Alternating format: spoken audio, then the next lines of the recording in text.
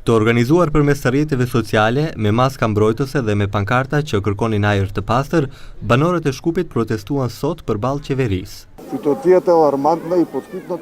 Situata është alarmante dhe urgjentisht duhet të ndërmerren masa serioze. Unë mendoj se ndotja më e madhe vjen nga makinat dhe duhet që në ditët kur gjendja është më alarmante të ndalohet përdorimi i makinave. Unë sot jam këtu, protestoj për ajër, s'kam ku të marr frymë, marr helm, marr toksine, marr plastika, marr kemikale, edhe gjithçka të keqe që ekziston. Veç gjë të mirë edhe ajër të pastër nuk marr. Nuk duhet lejuar vozitja e makinave të vjetra, të gjithë i hedhin dhe pastaj të njëjtat makina vinë në Maqedoni.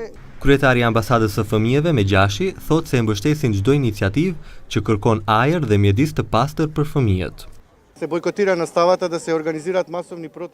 Mbështesim bojkotimin e mësimit, organizimin e protestave masive.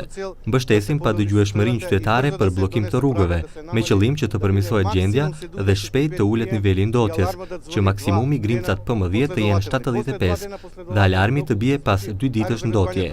Nëse kjo gjë nuk ndodh, gjykoj që duhet të shpallet gjendja e jashtëzakonshme. Ka disa ditë që prindërit kërkojnë përmes rrjeteve sociale bojkotim të mësimit për shkak të ajrit të ndotur. Bojkotimi është paralajmëruar të fillojë në datë 20 të këtij muaji. Për bojkotimin e mësimit, nga Ministria e Arsimit thonë se me kujdes po e ndjekin gjendjen me ajrin e ndotur. Megjithatë, sipas Ministrisë së Arsimit, ndërprerja e mësimit mund të bëhet vetëm me propozim të institucioneve kompetente. Nëse vlerësohet se ajri në komuna të caktuara është i ndotur, sipas ministrisë, nuk përjashtohet mundësia që mësimi të ndërpritet ose më herët të fillojnë pushimet dimërore.